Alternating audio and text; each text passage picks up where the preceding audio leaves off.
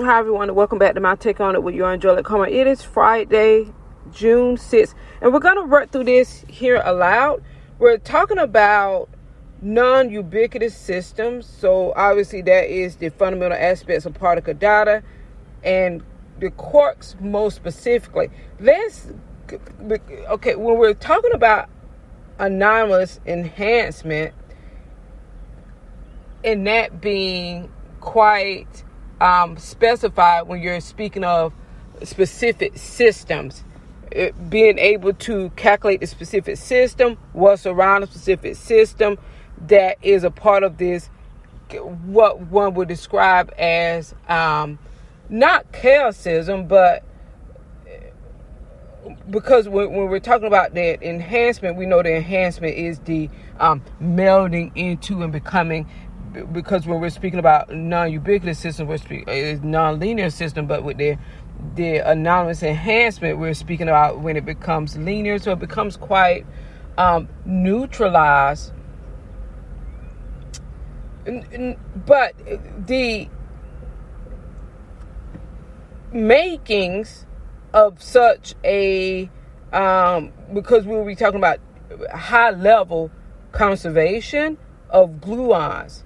Now, in that would be in hadrons, which would cause this to be quite a phenomenon, because we'll be speaking about weak interactions and the higher level interactions being the leptons regarding this specific system and what the quarks are made of and why the interactive and non-interactive components of it were such in order to create this ubiquitous system into a very much melding into solidified, not linear, but having taken on a if we speak about creation and uniqueness in creation and what that is pulled from, that's what the end result will be. So from looking at it, what will be looked at, because if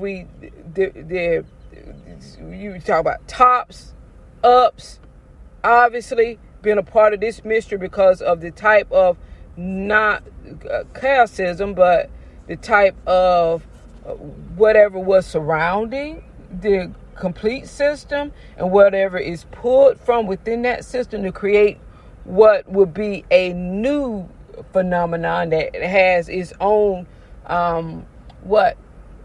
span of, it would be conservatism, so it would be conservation, so it would be a span of gluons that are continuum, and this happens within the gluons. But when we're speaking about things like these type of hadrons and weak interactions, obviously the flip side in this case here specifically would be the leptons and the higher level interaction. So there will be the mixture of what type of quarks? Tops, ups, and mesons. And that combination is what creates the uniqueness in a phenomenon such as this, because of its start and what its end result is and what it pulls towards. As you speak of end result, and we all know the end result. What's the end result? Well, end result is just a continuum. That's where we talk about the conservation of gluons, but still there will be a big question mark, because there's always a question mark, and that's what we're focused on here. Is the hadrons themselves and the interactive and non-interactiveness between gluons, leptons, mesons, and the tops and the ups. And when that's calculated, that's when it is clear and seen on what, as this moves through a system, what will be attracted to that system, which creates the conservation of gluon, which creates or aligns themselves with the conservation of gluons.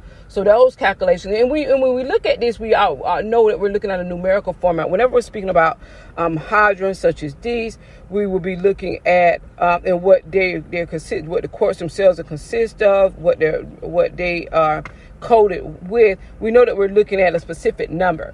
Now, and when we take from that specific number,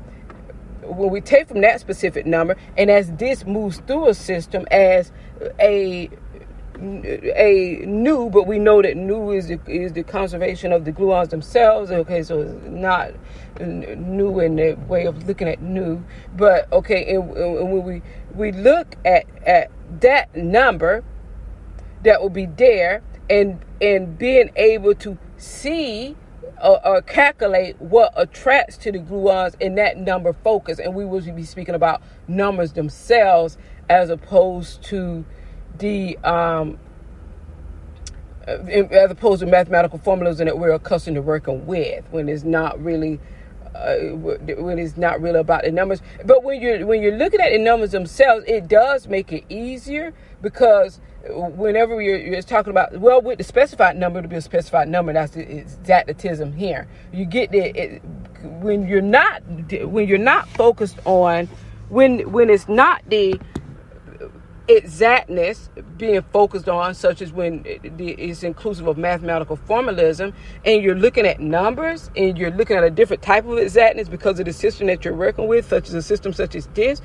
There's always going to be the number factor that is the exactness, and that's what you're starting off with, and that's what we get with the hadrons and the weak interactions alongside higher interactions, and that's within the lepton. So you have that number factor there. That's what consists of the exactness. And then as it moves within the system, and being able to what is around that system, and which will attract itself to the leptons in this type of system, and create the conservation of gluons, which we call moving through a system. These numbers, these new introduced numbers, it doesn't take away from the exactness in what the stabilized number is within the hadrons themselves when we're just speaking about this specific system. Okay, everyone, into next. So that there's a question factor here. There's a question factor here.